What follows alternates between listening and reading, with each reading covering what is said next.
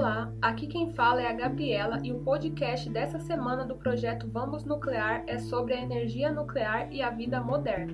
A ideia aqui é conversar sobre um tema muito pertinente a nós enquanto humanidade, porque atualmente a maior parte dos seres humanos utiliza fontes de energia não renováveis majoritariamente e estudos recentes apontam que daqui a 100 anos não teremos mais a quantidade necessária de combustíveis fósseis para suprir toda a nossa demanda.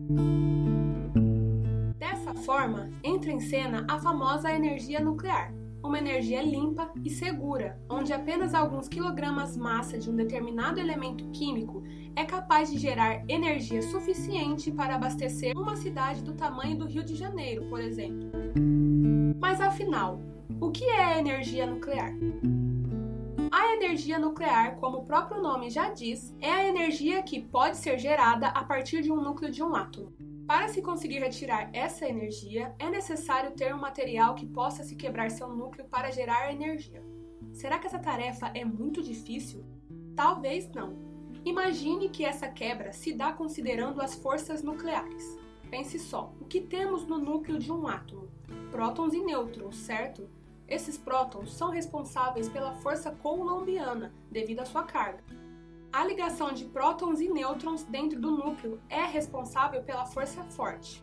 E quando a força nuclear forte vence a força eletromagnética, ocorre o aumento da repulsão entre os prótons. E o que acontece com os elementos químicos capazes de gerar essa quantidade de energia? Nesse caso, esses elementos podem emitir radiação espontaneamente ou de forma induzida, para assim chegar em um elemento ou um núcleo mais estável. A partir daqui, começamos a conhecer dois processos que ocorrem por causa do decaimento nuclear, a emissão espontânea ou emissão induzida. Em 1938, Otto Hahn e Fritz Strassmann descobriram a fissão nuclear. Posteriormente, Lise Meitner e Frisch, juntamente com Bohr e Weller, interpretam e apresentam um trabalho teórico sobre o assunto. Assim, um feixe de nêutrons incide num átomo de massa grande e ocorre a fissão nuclear. Esses átomos se desintegram liberando dois núcleos de massas leves e de valores conhecidos, e de 2 a 3 nêutrons dependendo da reação. Essa reação libera muito calor e os nêutrons liberados acabam sendo usados para produzir novas reações, liberando de novo mais nêutrons, núcleos leves e energia. Esse processo é conhecido como reação em cadeia. Fusão nuclear é uma fonte de energia mais segura, limpa e eficiente. É um processo que acontece diariamente em nosso Sol e consiste na junção de dois núcleos de hidrogênio pesado com deutério. Muita energia é liberada. Na combustão, a massa é transformada em energia, e isso é o que quer dizer a famosa equação E igual a mc ao quadrado. Para isso ocorrer, é necessário acelerar o deutério, causando um aumento da temperatura do sistema, para que a força nuclear forte e a força de Coulomb sejam vencidas, e assim possa ocorrer a fusão desses dois núcleos. O deutério usado na fusão nuclear nada mais é um isótopo encontrado em abundância na natureza.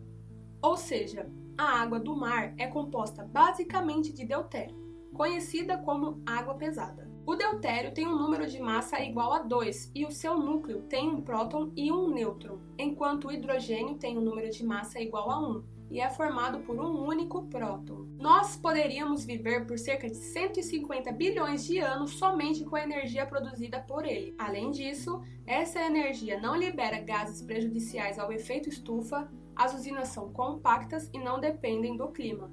Em países europeus, por exemplo, a França, que não tem reserva de petróleo, o território e clima desfavorecem o cultivo para fins energéticos, então não possuem alternativa. Esses países acabam por abastecer seu território com esse tipo de energia e diminuir a dependência de energia nuclear, embora tenham intenção e motivados pelas políticas onde entram em foco os acidentes nucleares que já ocorreram e atingiram grandes proporções, e também pelas discussões envolvendo os rejeitos radioativos, ou seja, o lixo nuclear gerado na produção de energia.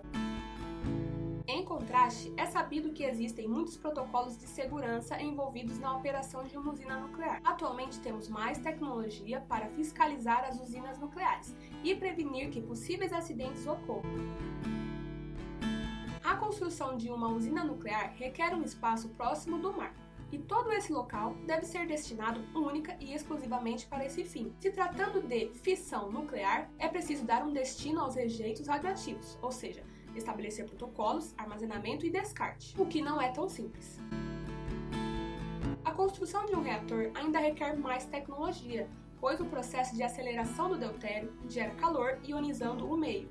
Isso é o que chamamos de plasma.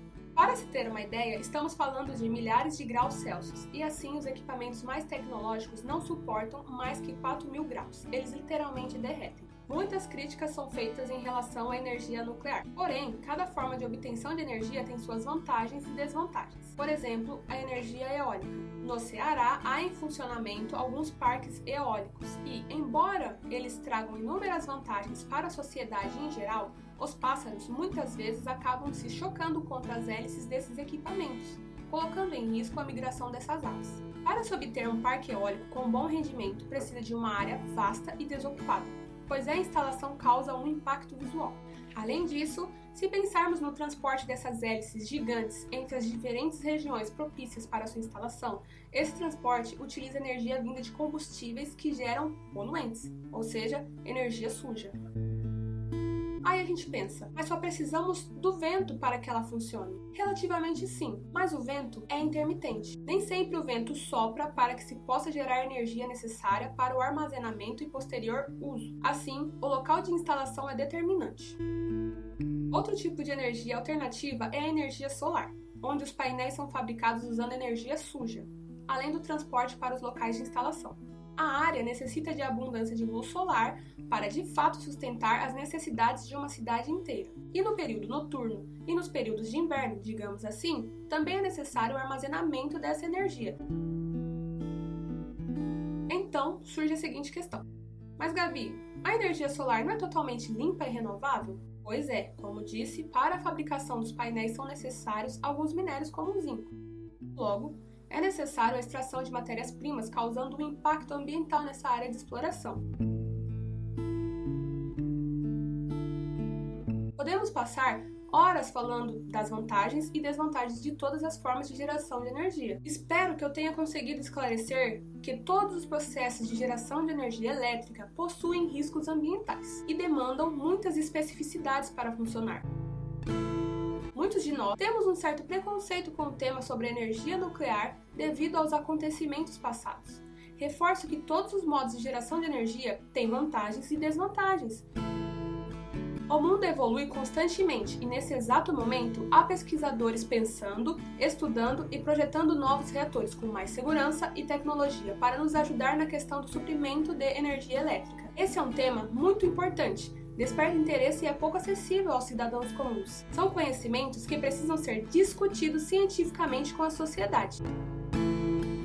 Espero que tenham gostado. Até mais!